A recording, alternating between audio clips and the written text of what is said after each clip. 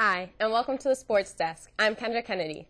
Both Temple basketball teams got their chance to put on their dancing shoes, but they both quickly became wallflowers. It was one and done for both Temple men's and basketball teams.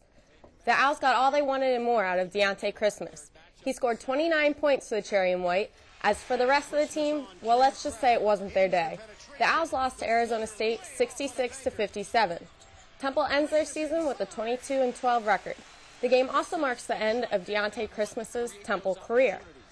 As Deontay prepares to take his next step in his basketball career, we thought it's time to take a look back at an exceptional college career. Updates Dana Spera has the story.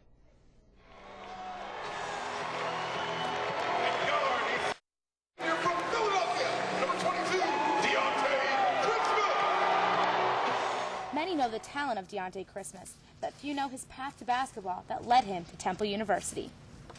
You know, when I turned 13, I think basketball was like the most popular sport, so I went with that.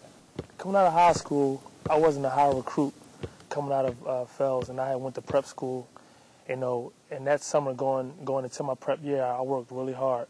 When it came down to which college to pick, Deontay chose the Cherry and White and became a Temple Owl. I didn't even know I would be playing basketball for any university, let alone Temple University. This is one of the most prestigious universities in the country. And to say I played basketball for this university is great. Deontay has become the man he is today because of the things that he has learned on and off the court. And I try to be a leader off the court as well, in the classrooms and practice. In the community and things like that. When you're a leader on the court, it rubs off onto other people. Leadership is not the only quality Deontay strives for. Outside of basketball, and that's the kind of person I want to be, when it's all said and done, just a great person. My dad always told me it don't cost nothing to be a great person. So that's what I want to be. No matter where Deontay's life takes him, he will always be a Temple Owl. Reporting for Temple Update, I'm Dana Spera. On the other side of the basketball program, sloppy play is the main reason for the women's team's demise. Coach Tanya Cardoza believes her team played nervously. Temple struggled to make shots all day. The women were 0 for 12 from the three-point line. Shanita Landry scored 13 points for the 70-57 loss to the University of Florida. The Owls finished their season with 21 wins and 10 losses. Here's some good news for Atlantic City. It will become the home for the Atlantic 10 Championships again. The A10 has signed an agreement to keep the games in AC for the next 3 years. The gambling capital had to beat out Cincinnati, Pittsburgh, and Dayton, Ohio to keep the contract. Starting next season, early round games will be played on the campuses of the Atlantic 10 teams. And congratulations to the women's gymnastics team. The Owls finished 3rd place in the ECAC championships. It's their best finish in the program's history. Temple's Katie Canning won the balance beam competition, and Winter Sneed came in 2nd place in the floor exercise. Head coach Erin Murphy was also honored as the ECAC Coach of the Year. And finally, guys, the Kicks are coming to campus. Next season, the professional soccer team will be moving from the Spectrum to the Leo Corr Center. Well, it'll be interesting to see if Temple students will support the Kicks. Sure will. Thanks, Kendra. We'll be right back.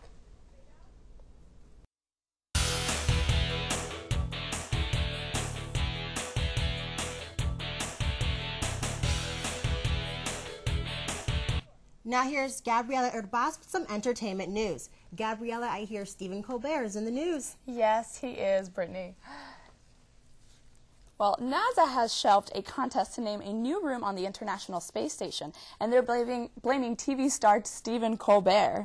The host of the Colbert Report asked his audience to vote to name the site after him, and they did. NASA received over 200,000 votes to name the room after Colbert. A NASA spokesperson says it's not going to happen. The agency reserves the right to choose an appropriate name. And the competition is on. I recently got to check out some of Temple's aspiring comedians challenge UPenn for the title of funniest comedy team. Take a look. RooftopComedy.com is hosting the 2009 National College Comedy Competition. Temple and UPenn students perform their funniest for a sold-out house and the judges in hope of being selected as the 4 comedians to represent their university. By the end of the night, judges selected the 4 owls to represent us, and they are Aaron Miller, Rudy Mezzi, Matt Cervella, and Nathan Jayola. Temple comedian Rudy Mezzi shares with Update the tricks behind being funny. Earlier today, I was going through my jokes, which ones were the best, which ones would flow together so transition better, and I just picked the ones that I think Temple would like. Now that Temple and UPenn teams are solidified, what's the next step? Rooftop Comedy's events manager, Danielle Shingleton, explains. Between the April 9th and 16th, all the student sets will be online at rooftopcomedy.com. Anyone from all over the world can log in and vote for their favorite student's set. And then once we accumulate all of those tallies, we'll determine which school actually won tonight. So, if you think Temple deserves the title of the funniest college comedy team, make sure to vote at rooftopcomedy.com/college. Number 5, Brian Bronson. Brian.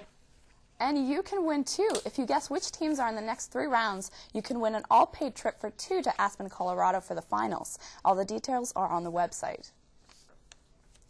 And a new form of student-produced entertainment is hitting Temple's campus. Temple Smash, a 30-minute variety television show, was recently produced by film and television students. The pilot episode featured magic, stand-up comedy, and Temple-based jazz rock band. The show is filmed in front of a live studio audience, so be on the lookout for taping dates in the near future. Wow, there's a lot of new movies coming out. Yeah, I know. I definitely want to check out that I Love You Man. And I'm a big fan of Julia Roberts, so I'm going to check out Duplicity. Great. But that's all for this edition of Temple Update. For Brittany Miller and the rest of the Update team, I'm Steve Kelly. Thanks for watching. We'll see you next time.